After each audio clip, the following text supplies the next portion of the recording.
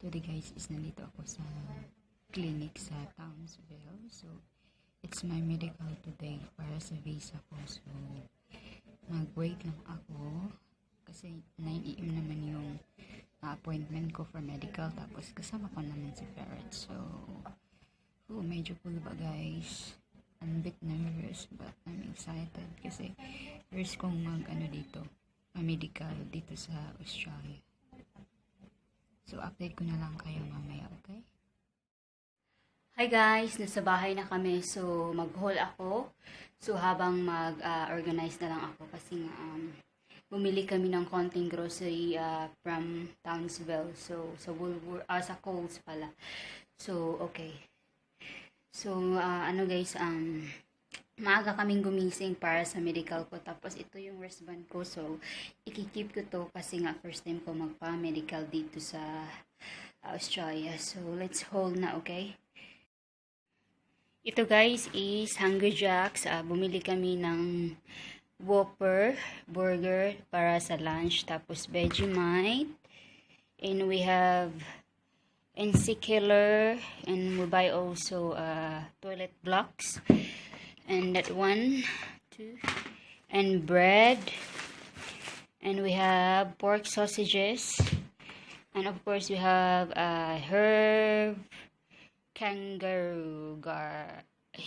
garlic kangaroo steak. Tapos may Australian pork, sausage again na pork. Tapos Thai na guys, rice, barbecue sauce, at saka beer. Bumili si Ferret para yan sa kanya. Tapos, bumili rin kami ng wipes and spring onion and disinfectant and toilet paper. So, ayan lang siya. Binili namin. Konti lang. So, alright guys. Medyo gikapoy ko duka. So, I'm gonna say good night na, okay? And see you on the next day. Welcome back to my channel. So, today guys is magluluto tayo ng lugaw. Kasi na-miss ko na ang lugaw. So pasensya na guys. Magsusuklay tayo habang nagbablog. So yeah, wala dito ngayon si Mr. kasi nalakad siya. Tapos ako lang. So mamaya na siyang gabi. Uuwi. So luto tayo ng lugaw for lunch. Namiss ko na talaga yung lugaw, yung pagkain Pilipino. So, how are you today, guys? I hope okay lang mo, no? So, medyo diri is update lang, konting update. Dito is still lockdown pa rin, guys, pero it's getting better and I hope soon it will be back to normal. No more restrictions. So, makapag-fishing na kami ulit and yeah, we can still go in the shop but only limited time again, so just follow the restrictions still, but hopefully in next 2 months it will be back to normal. And ingat kayo palagi guys and stay healthy, okay? So let's go and let's start our cooking. Hi guys, luto tayo ng coconut prawns. So ko to siya guys, itapin sa lugaw. Magluto tayo ng lugaw mamaya. Kasi na-miss ko nang kumain ng lugaw, guys. So, ayan. Isama ko to siya. So, ito yung mga partner sa lugaw natin. So, ayan. Kaya lang ako diri sa sulod sa laundry area.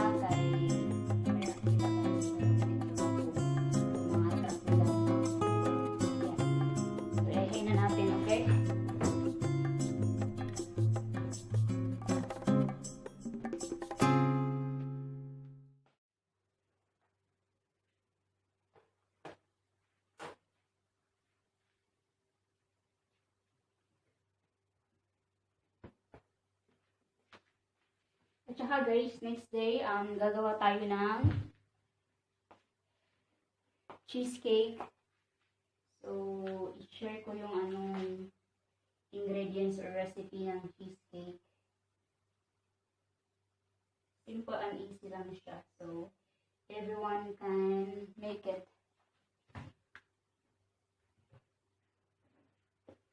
Sobrang ano dito guys, quiet.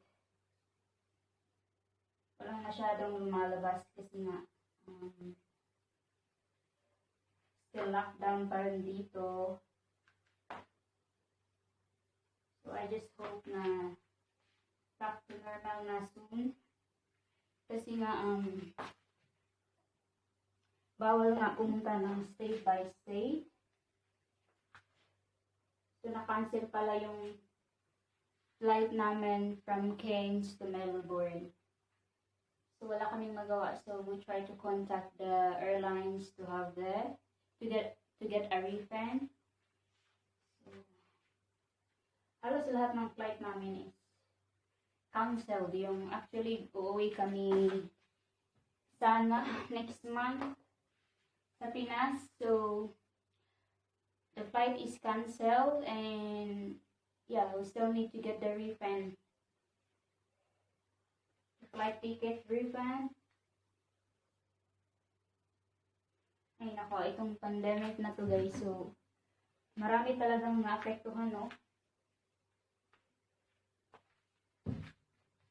Pag sa Pinas is ang hirap guys.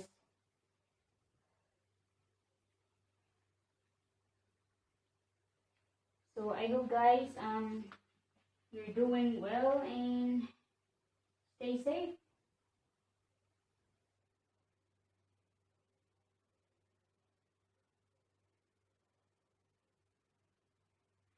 So ayun lang siya guys. Sobrang ano lang, konti lang talagang nilabhan ko is mga trappo or mga rags sa kitchen at saka dito sa bathroom. So yun yung ano natin today. Ganap. Alright, so let's go and we do the lugaw now. We cook the lugaw. So magluto na ta. Magluto tag lugaw kay lamig kay ikaw lugaw ba.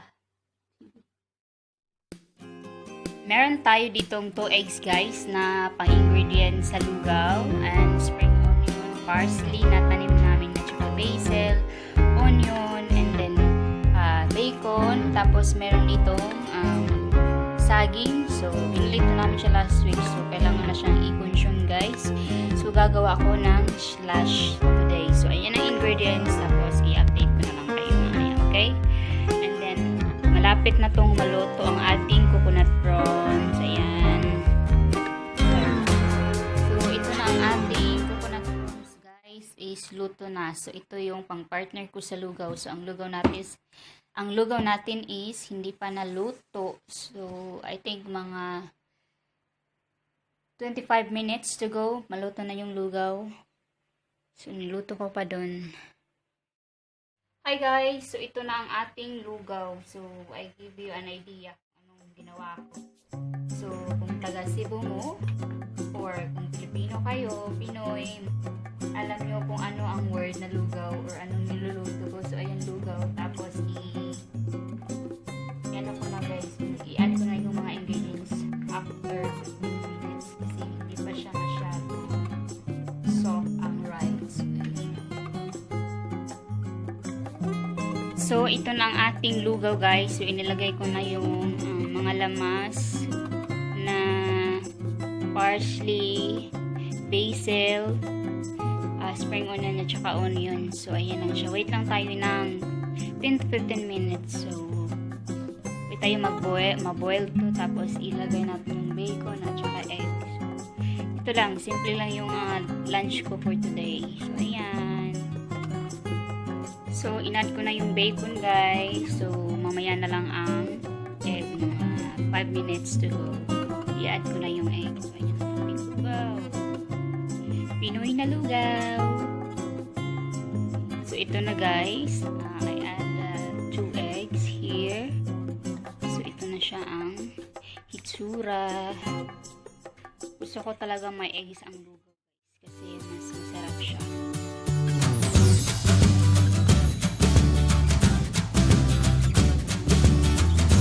Wait na lang tayo ng 15 minutes to 18 minutes para sakto sakto luto na. Ayan. So, ngayon, add lang tayo ng garlic salt. So, mas prepare ko yung garlic salt, guys, kasi mas masarap. Tapos, add tayo ng pepper. Ay, mali. Pepper. So, tansyahin nyo lang kung sakto na sa timpla kung kayo na ang magluluto, okay? So, ayan. Hi guys! So, ito na ang ating banana smoothie. So, ayan siya, oh. So, ayan. Diba? Keep healthy tayo, guys. So, ano to? Mga meal sa bahay. So, ito rin, guys. Nagbabasa ako ng magazine from Collabs. So, mga recipe, guys. So, ayan siya.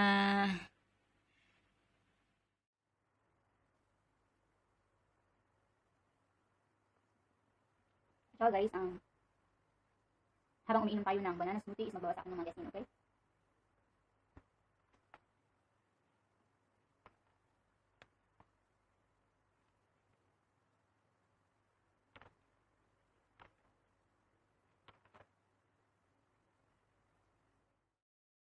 Hi guys, ito na ang ating finished product na lugaw. So, kain tayo. This is for my lunch. So, gutom na talaga ako guys. So, kakain na tayo, okay?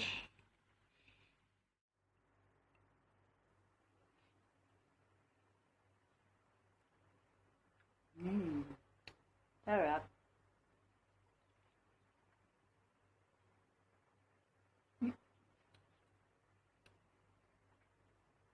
Just, pila na ano guys, I think it's a year, about a year, hindi na ako nakakain ng lugaw. Pasensya na po. Namiss ko na talagang kumain ng lugaw.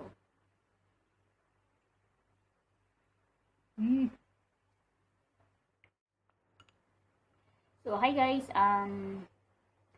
dito nagtatapos ang ating video today. So, tatapusin ko ang aking lunch, tapos maglinis ako sa labas, and then, I hope nagustuhan nyo ang aking video today, and pasensya na is na-miss ko talaga ang lugaw. So, pagkain Pinoy talaga, no?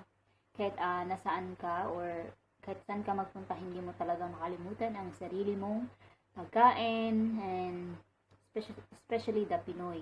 I mean, I like the food here. I like naman sa mga pagkain nila, pero still, mas masarap pa rin ang sariling ating. So, alright, and please do subscribe if you like this video, and see you on my next vlog guys. Gagawa tayo ng cheesecake next day, okay? And thank you so much for watching, and please support me on this channel, and